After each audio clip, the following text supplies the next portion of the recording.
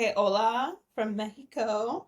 I'm just gonna give you guys a little intro because this episode will be split into two parts.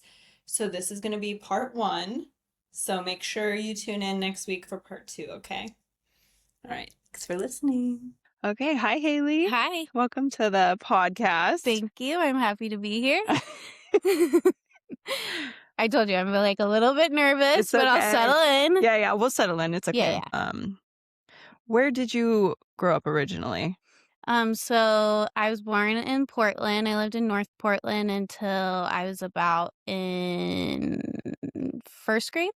And then we moved to Beaverton where I lived until I was just about to start high school. And then we moved to Montana. I lived there for 12 years, finished high school, and went to college there. Oh, okay. So I've been kind of all over.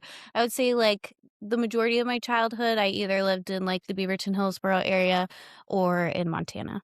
So then we must have known just middle school. You went to high school? Yeah, it was kind of interesting because I towards the end of middle school, I started dating a guy that went to Five Oaks, and then kind of like ended up making some friends that lived in the Aloha area. And then I think that's how I ended up meeting you. It's just through mutual friends. And then after I moved to Montana, you're in that like 8th grade formative years time. And it was really hard for me to be away. So my parents would often let me come back to Portland on like all my breaks from school. Oh, And okay. so I would spend like my whole break here with my family that lived here and get into a lot of trouble with my girlfriends that lived here. And Brittany, her grandma lived in Montana. So like we really kept in touch after I moved, and I spent a lot of time with her when I would come back. Okay. And so I think that's when our friend group started to overlap, and we were all little like emo kids. Oh at my that gosh. point. I was just gonna like say, so Brittany Hunt. Yeah. Okay. Yeah. Okay. Because I'm thinking back and I'm like, where was the connection made? Yeah, Because yeah. I just remember like being so envious, you guys in your group, especially you. I mean, I copied your emo hairstyle. It was like top tier. Oh, thanks. The best. I won't even tell my husband my MySpace profile name because I just can't even bear for him to look at that. I can't believe you even can remember it. No, you can't find anything on MySpace No, I know anymore. it's been scrubbed. Thank fucking God. No, not thank God. There's so Actually, much this on there. girl tagged me the other day and was like in this meme that was like me taking this picture of this emo hair to my hairstylist of some random girl and asking her to copy it, and she tagged me and she was like, "This was literally me with Haley Wolverton." Yeah, that was literally me too. I'm like, how did she even come up with that? It's so cute. Too much time on the internet. So good. Assume. So good. Yeah. But yeah, I mean, I think that I came back here a lot. I would say from the time I was like 15 to 18, I lived this like very dual life because I actually graduated the valedictorian of my high school. I was Oh. like super nerd in school, but a lot of that came from I went to 7 schools throughout my childhood, and so like we moved around a lot, mostly in the Portland area, but it was really hard for me to like make connections in school, so I just like really threw myself into academics. And but like I'd be getting in so much trouble on the side, but I kept my shit together at school, so my parents were just like totally unaware. Once I moved to Montana when I was 14, not even 15, and I got my first MIP. Okay. Yeah, so minor in Possession. possession Yeah. if you're not hip to the lingo. And yeah, it was literally me at a house party. My friend, she lived in Frenchtown, which is like BFE, Montana, went to school in town. Her grandparents snowbird, so we like went to her house through this huge house party at her grandparents' mansion that she would like house sit while they were gone. And by some bad coincidence, her parents got like shit faced at a party down the street and came there so they didn't have to drive 20 minutes home and showed up. And it's like no joke, like 4 or 5 o'clock in the morning when her parents come home. So we're all like pretty sober at this point, and her dad, a guy friend of mine, and I are like wandering around this crazy mansion. Her grandpa had all this crazy like African taxidermy. Like it was wild. I felt Oh, like I was having like a bad a trip. bad dream. And so this guy and I, like, we're not hooking up, nothing. Like everybody's clothed. We're in this room and we're just cracking up because her grandparents had this like lumbar swing in the room, and we're like young. So I'm like, oh, it's a sex swing. We're like Yeah. cracking up about it. And I look behind my friend and I'm like, oh shit, that's my friend's dad.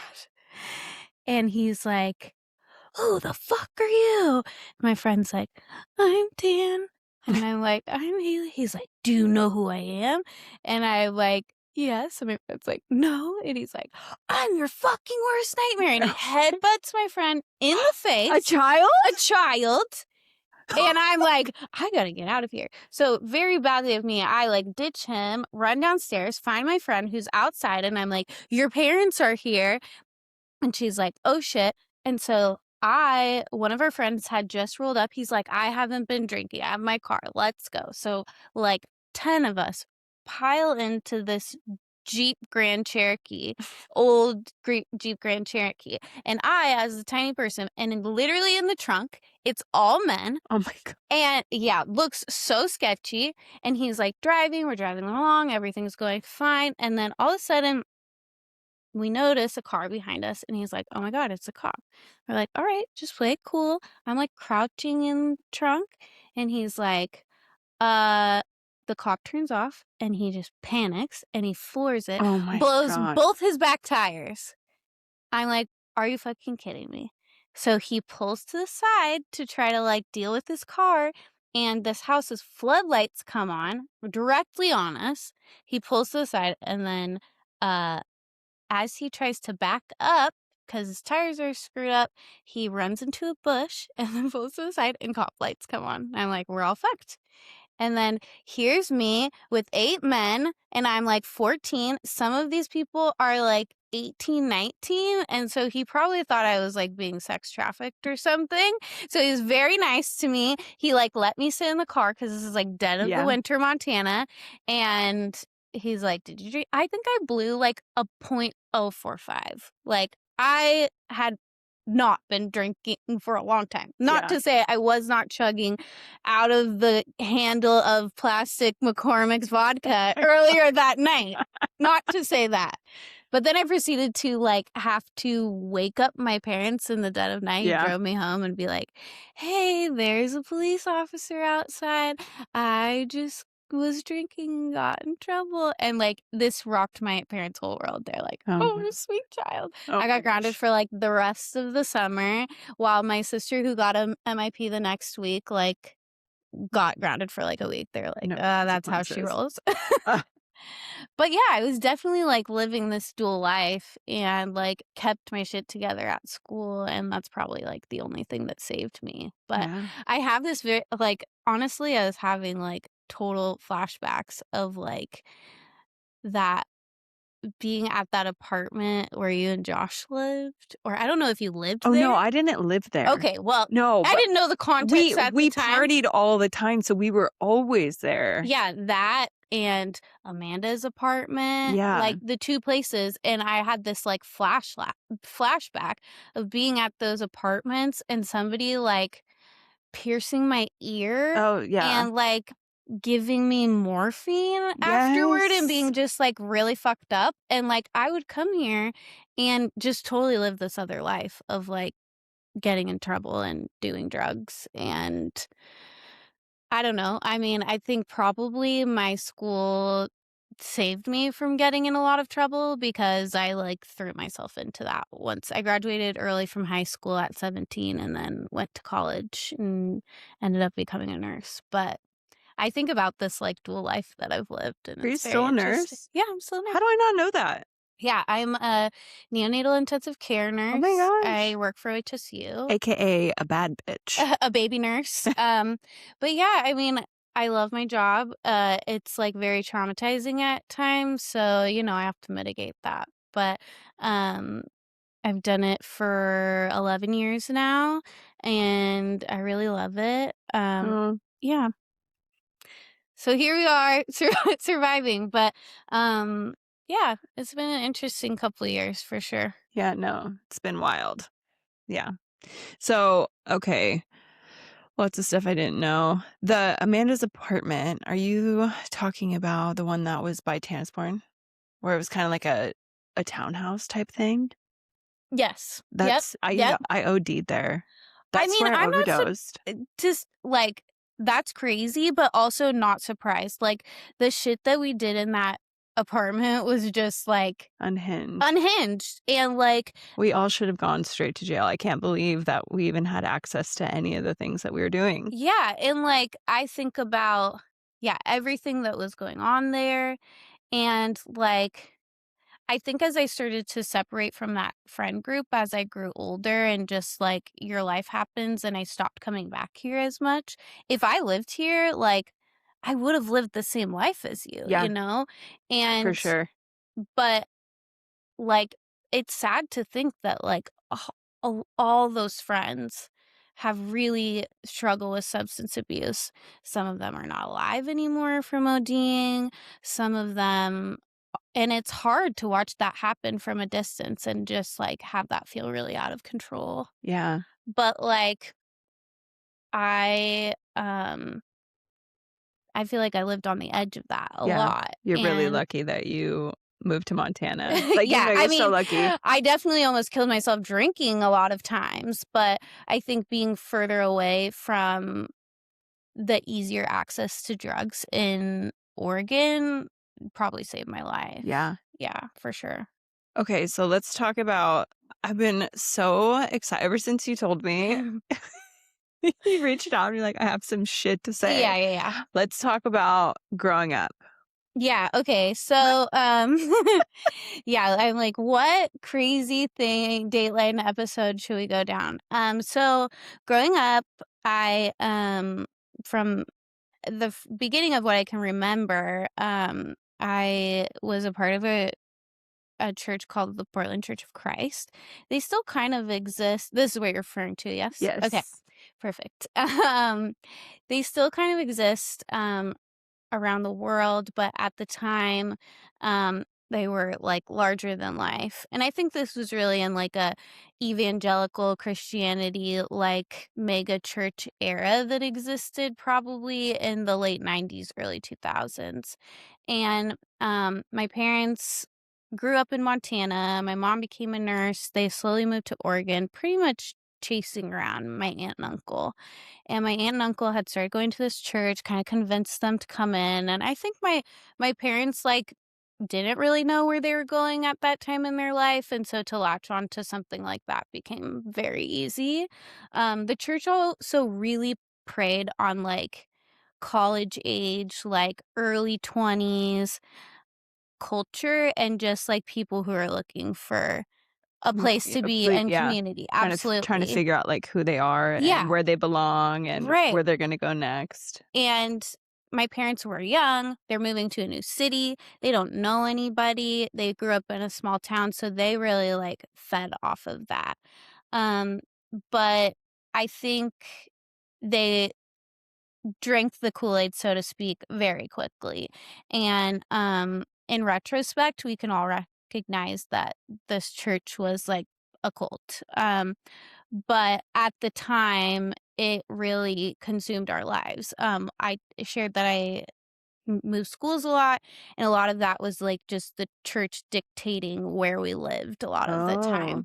Oh. So I was born in North Portland. That's where my parents initially started going to the church, but it was very controlling about like the people that you could spend time with. So all my friends were within the church. If I ever tried to make friends at school or outside the church, that needed to be in an effort to like be recruiting Oh, people okay. actively to the church. Um, on our weekends, we would go to like Lloyd Center and pass out cards for the church, and we called that sharing our faith. That was like a lot of my free time we spent doing that. Um, if anybody ever like left the church you were close with, we called them like a fall away, and it was kind of like a no contact situation. Again, like the only way you would really talk to that person is if they were actively being brought back Okay. into the church. Very hierarchical in a sense. Like you had a leader of the church, and then we had what were called disciplers.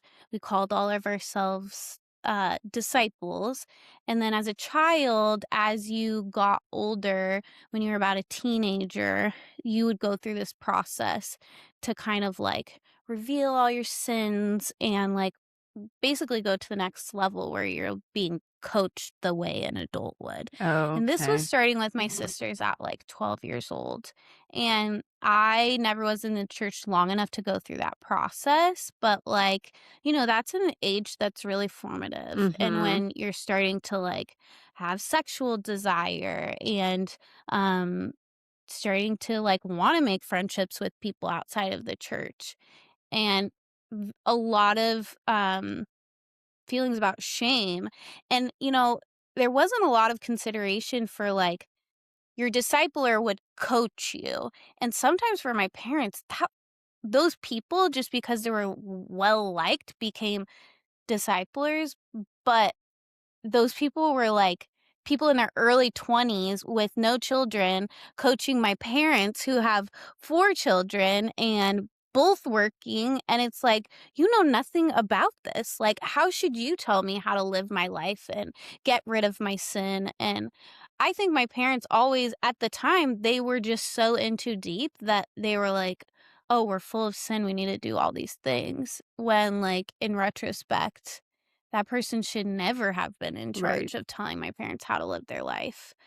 Um, we they would, like, put in a spreadsheet whether you were giving 10% of your Oh, income, okay. and they'd be, like, up your ass if you weren't doing that. Um, we every year, my parents would be like, "Okay, you're gonna be like Jesus, you're gonna give away all your prized possessions." So they'd say, like, "You need to choose some of your, like, most prized things."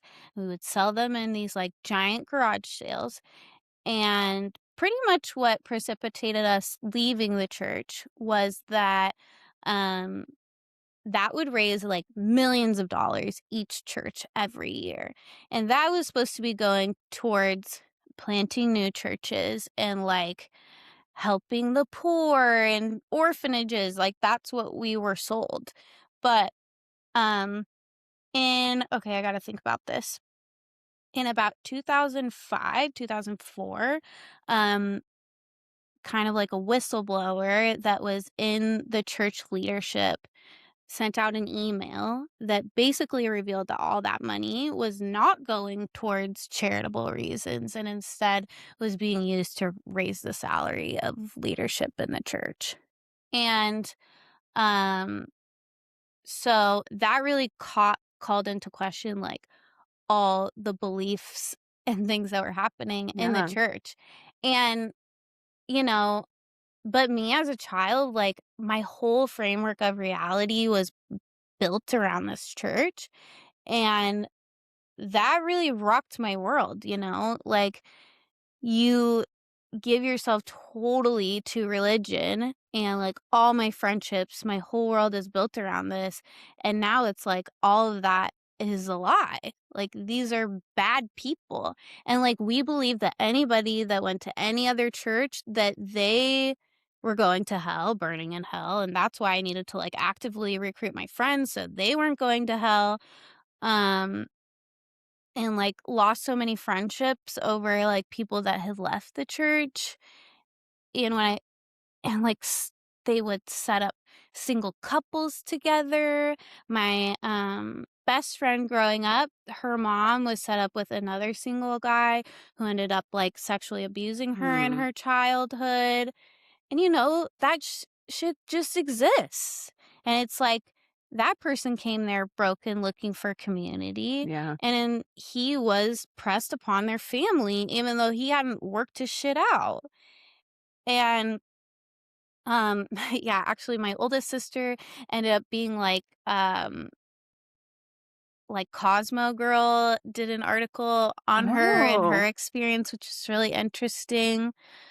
But leaving that was really hard. Luckily, my best friend and her family actually left the church at the same time as us, so I feel like that gave me, like, a little bit of tether to reality, um, and, we did go and try to, like, see other churches and find another place, but it's just, like, once you can see that toxic side Mhm. of organized religion, you see it everywhere, even at the most basic level.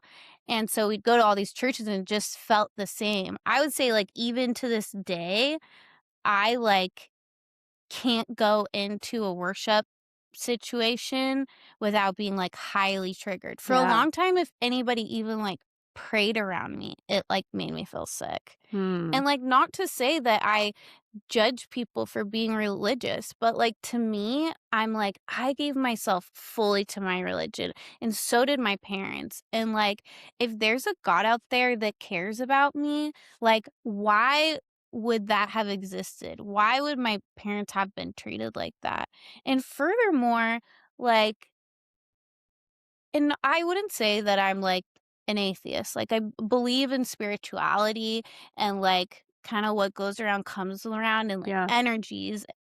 But it's just, like, to me, if a person lives their life with love and grace and humility and all these principles that religion teaches, but they don't, like, believe in a God, why would the person who has that kind of power really be that narcissistic? Right. That's the piece that I'm just never gonna understand. Like, that's not love, that's not kindness. So why would I burn in hell for eternity for being a good person that just didn't worship a God? Right. That doesn't track for me.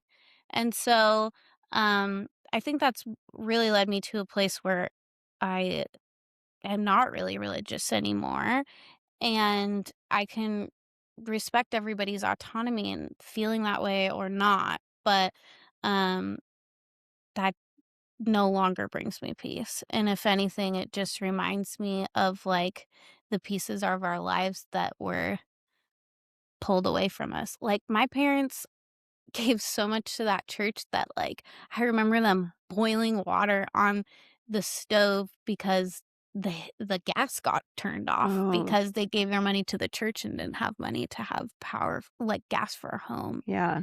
and really struggling and having to make job decisions, life decisions, moving from Portland to Beaverton when they couldn't afford to do so because they needed to help out at the church out here.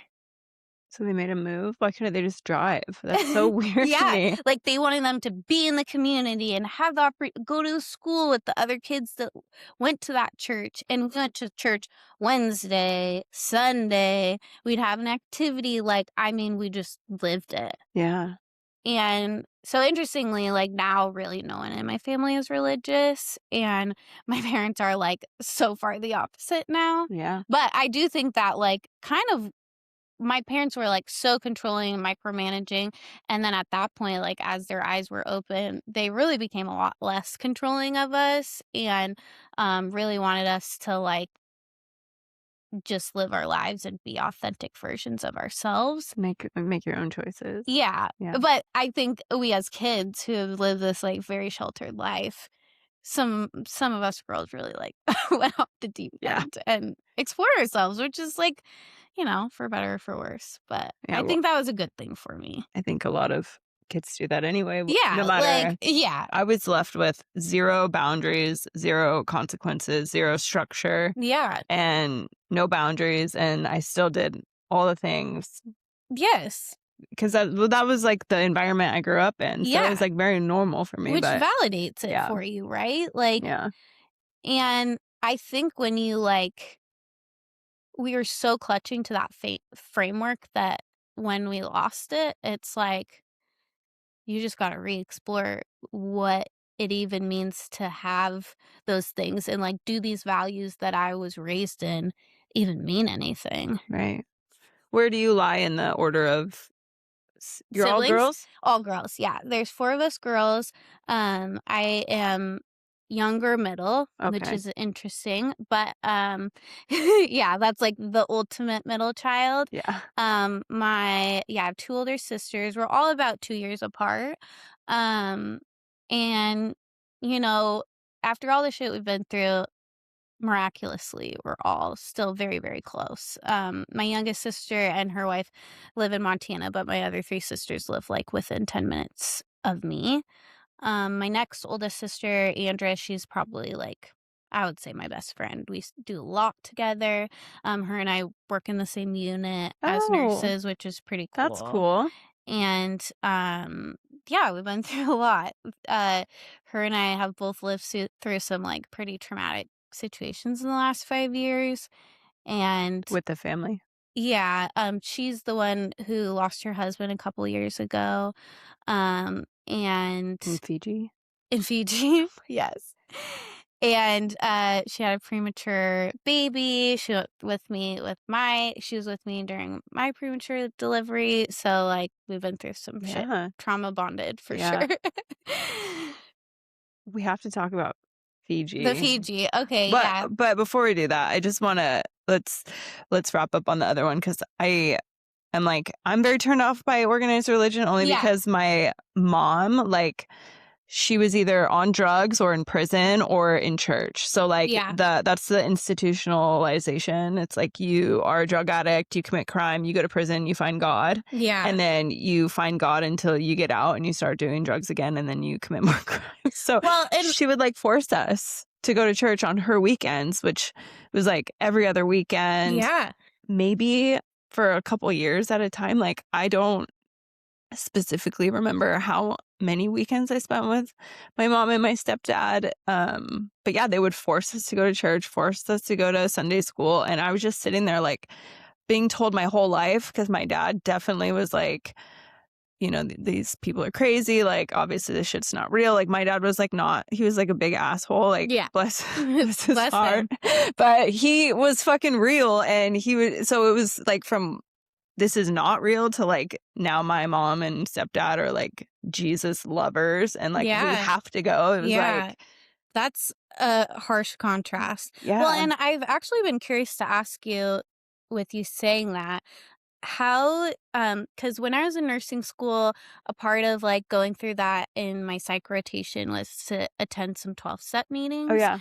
And how did you process like not feeling really attached to religion with like the religious or spiritual element of the 12-step program? Did you ever feel like that was difficult for you? I never felt really like that was difficult because they always say like we're a spiritual, not religious program and that we are going to call it God, but it really is like however it resonates with you. And so for me, that was very easy. My higher power I felt was like just another branch of my dad. Yeah. And so I just always felt like, okay, here's this thing. And I still feel this way, even though I'm no longer in Narcotics Anonymous. Yeah. I had to take a step. Sorry.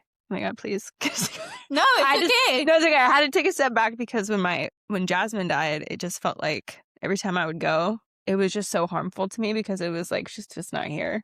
Yeah. And then honestly, when the election happened, I was like, I just don't want to be around anybody. Yeah. Like, I don't trust anybody. I felt very like, I just knew like things were going to get really bad. Yeah. And I was like, you know, I don't really like show up too much anyway anymore. And I'm pretty much following all of the spiritual principles like within my life. Yeah.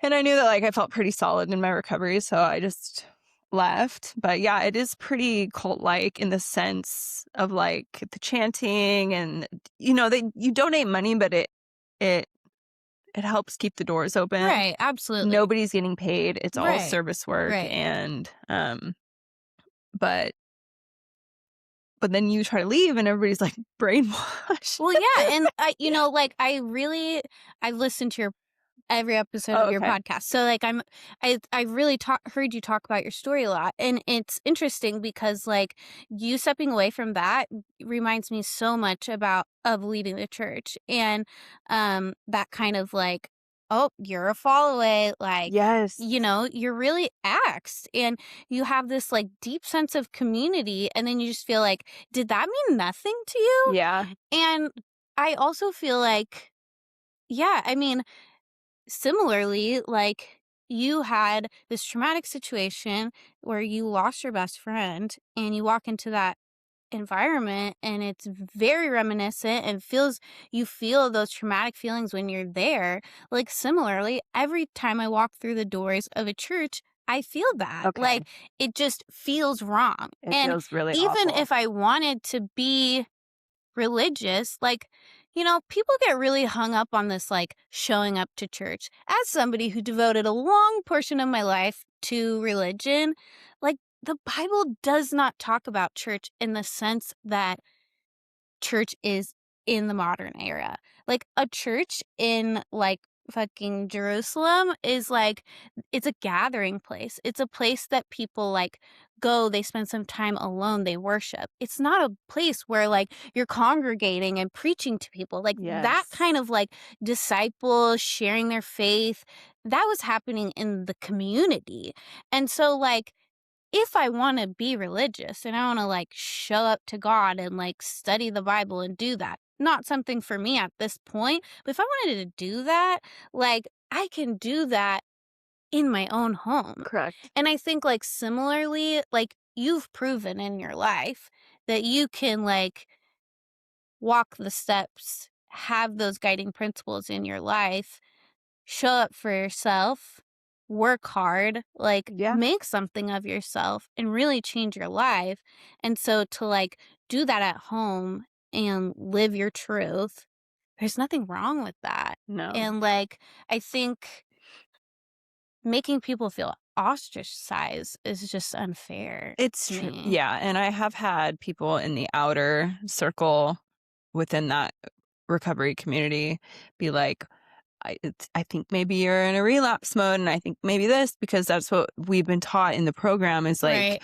you have to just keep coming back, because in their mind, well, and you know what, to their credit, it is a program that really works. That Yeah, shit works, absolutely. and that's why. But and I will say that like most people, if they choose to leave, they might or probably will end up relapsing, but you have to like also know that there's other ways and there's another path. And I think a lot of my friends, some really struggle with it and some don't. Yeah. Some are like, live your life. We're always here if you need us, and like we And trust that's the you. reality. Like, you can always go back. I can always go like back. if you need that, If I you needed can it. go back. And I would. And it's there for you.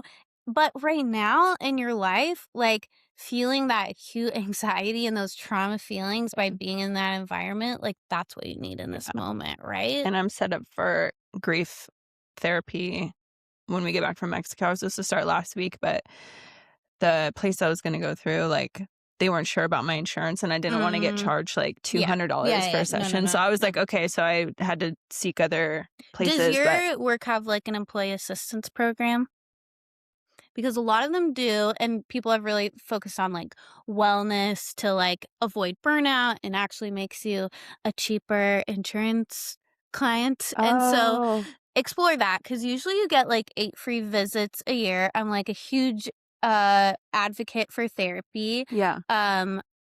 Psychology Today is excellent. It's a website for those of you who don't know that you can go to. You can put in the type of therapy you're looking for, where you live, the insurance you have, and it will cycle through everything to give you therapists that are accepting patients now.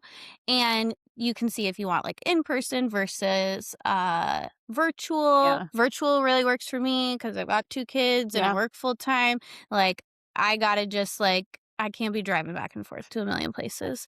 And so like that, I can fit an hour a week into my life, or every other week, you know, Yeah. what works for you. And it's not easy, and like it feels shitty for a while, you know, you gotta like trudge up this shitty stuff. But like honestly is the best thing to ever happen to me, because I used to be like by May of last year, I was a shitty partner.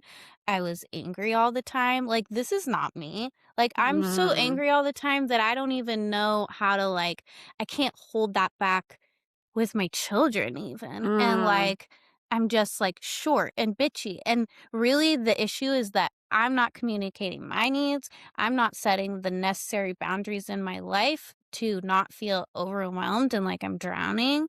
And I'm not caring enough about myself. And like, at some point that catches up with you, right? And like, doing the work and like realizing that I can take personal accountability and I can't change anybody else, but I can choose how I interact with my world in a way that makes those interactions more healthy and lets people know what I need proactively so that we can communicate better and I feel less resentful. And like, I would have lost my marriage. I could have never made it through the shit that's happened this year if I didn't work on myself, you know? Yeah. And, um, yeah, like, how do you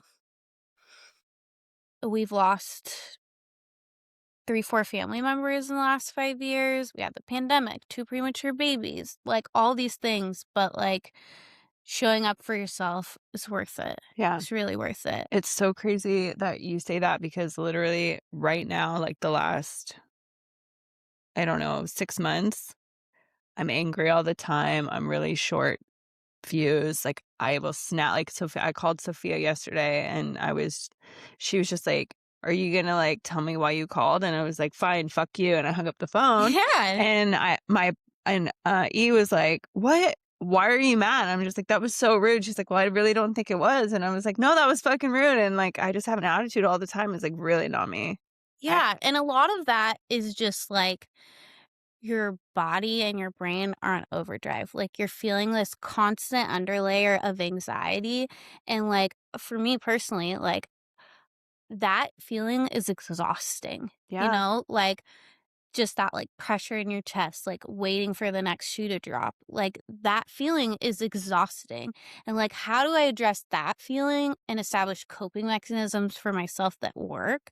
Because that underlayer of feeling like I'm on the brink of snapping any second because I'm so anxious that I don't have the capacity to control my emotions in this moment because I'm not dealing with this feeling that I just keep pushing it down Yeah. and I keep being in survival mode. Hmm. I want to do everything myself and not ask for help, the help that I do need and that I have lots of resources to give it to myself. But like, you know, I'm sure like you've pulled yourself out of shit. So I'm sure you feel very capable Oh, yeah. of taking on all the shit yourself. Ugh. And instead of saying like, I need you to take this on for me because I'm like not in a good place right now, then you just hold it all together until you're just like that little thing snaps you. Yeah. And it was just like conversation over conversation of my husband just being like, your tone, dude. Like, what is with your tone? You Yeah. don't have to talk to me like that. And I'm like, I'm sorry. Like, I don't feel that way, but I'm just like constantly on edge. And Yeah. I hope that gets better for you because it's really hard. And it, but I think it can get better. I think it was like kind of starting to get better because let's see, Jasmine passed away and that like rocked my fucking world. And Yeah. then Cortland died, my childhood best friend. Well, you probably remember Cortland. Yeah. Yeah, Yeah. obviously. And she died 8 months later, Yeah. like so unexpectedly, like Oh, fuck. 2 days before we were supposed to hang out. Ugh. And then like that, I feel like she never, and I will always share that she didn't get the grieving from me that she deserved because I just didn't have anything left. Like I Yeah. was so numb. And then when Sophia's dad died in November, I felt like I had to, well, first of all, that was really traumatic. And I haven't obviously shared about that on the podcast. Yeah. Um, but like seeing him in that condition and then watching her have to decide to take him off life support and then all of the things. And then I think I've tried to like, I don't know how to protect her, but obviously like she has to grieve. And so I think I've taken all of that on Hmm. and I'm like holding my breath for her. and it's really difficult when it's like your kid Mm-hmm. and you don't know what to do. Well, it's so hard because, like, I've felt this so much over the last few years. It's like how, like, it's one thing to go through the shit myself, but, like, when I can't protect my child from feeling those things, like, it hurts so bad. And, like, you can't protect them from everything, but it's excruciating because, like, that's my job. I'm, like, Yeah. supposed to protect you from that. Yeah. And I just can't. So, like, how do I move you through this time and to feel like you're responsible for that? Like, it's a huge weight. I do really recommend, I've done a lot of EMDR therapy, and it's really cool because it really just, I mean, it sounds wacky. Like, you literally, the way that I did it was tactile. So you like hold these vibrating orbs. It's fucking weird. And they just vibrate back and forth. And you talk about a traumatic event. And you know how, like, when you talk about something traumatic, like when I listened to your podcast when you talked about finding out that Jasmine had passed away. Like, you think about that moment and you can just like watch it on Yeah. screen in your mind. Yeah. Those visual memories, like, it really works the best on. But you talk through that, and like as soon as you think about that, it's like you just go into fight or flight mode. Like, it just overwhelms you. Like, I Mhm. could not talk about certain things without completely dissolving. And if I thought about it, it just like put me in this heightened state. Mhm. And it does something to your brain to where, like, you start the therapy with kind of identifying something that makes you feel safe, and you just kind of like reinforce that. And you're like holding the tappers, and then you talk about your traumatic event. And then by the end, you start to be able to talk about your traumatic event, and like you can still see it, you can still feel it, you can still recognize that it's sad and emotional and all the things that you know to be true about it, but your brain stops thinking that you're dying in that moment. And like, so now, like, I can talk about these things that have happened to me that are so traumatic, and I can talk to them about them like it happened on a Tuesday and it was nothing, and not feel overwhelmed by that. So find a therapist that does that's what EMDR I because it's need. incredible. Yeah, and I have really good insurance now. I've got Regents. Oh yeah. And they're very, like, their website is designed so well. So all I had to do is like tell them what I needed and like where I live, and I was able to get this huge list of That's great. therapists who were accepting new patients. And so I found someone like just in Tannisbourne that can see me on a Monday at 5:30 right after I get off work, Perfect. because I work too much. Yeah. Right now, I'm Yep. just trying to pay off a lot of debt. So I've been Oh, working yeah. 5 days a week, which is really hard in the medical lot. field. Do you do 10s or 8s? They're 9s actually. yeah. So It's a lot of hours. literally 9 to 5. And so I do make pretty good money for overtime, but it's like, it's daunting I think that's another reason why like mental health has been struggling, because I feel like I'm never home. I wake up at 4:30, go to the gym, go to work, come home. I have about 3.5 hours with the dogs and my family, and then I'm like in bed by 8:30. And I do that 5 days a week. Like, that's crazy. Yeah, I was just talking to a girlfriend about this. Like, she's been through a lot of the same shit as I have. And so I always like touch base with her when shit hits the fan, and she's fabulous. But we were just talking about how, like, right now I've been on leave and I just went back to work and everything is happening and it's very overwhelming. My partner and I both work full time, so that can be like a lot with 2 little kids. And I feel like And how old are the girls? my youngest is 3 and my oldest is Already? about to be 6. What? Yeah, I know. No, Nuts. I swear. Yeah. So, I know, I think about, like, right before I got pregnant with her, I actually saw you and your ex in South Waterfront. Do you remember this? In front of my building, kind of down by the tram. Why can I not remember this? What were we doing? Where we at? You were just walking outside, so random. Yeah, downtown Portland. At the little round thing? Kind of where McCormick and Schmicks used to be? Yes. Okay. Down there. You're like you guys were just walking along where the like old spaghetti factory is down Okay. there, Oh, the yes, like yes, OG yes. one. Yeah, and I'm like outside my building and I just see like you and your ex walking by and I was like, what the fuck? And you said hi to me and I was like, I don't know why you're here. This is such a like cross stars of reality. But yeah, like that was probably like 2 months before I got pregnant with Stella. Yeah. And um yeah, and I think like but what my girlfriend and I were talking about is just like sometimes the self-care like feels like a job and Yeah. overwhelming because I have so much going on, but it's also like I have to realize that I just got to like take the slow pace and have it be what it is because like I won't survive if I don't do those things for myself. And Mm-mm. like sometimes that's going to mean that like other things in my life are not as intact, but like if that means that I'm getting through and then I'm still here, then that's what I got to do, you Oh, for know? sure. Yeah. You want to talk about Fiji? Let's talk about let's go to Fiji. um And that's where we're going to wrap this episode for part 1. Make sure you share this with your friends, subscribe, comment, and like, and I will catch you next week for part 2 of the episode. Bye.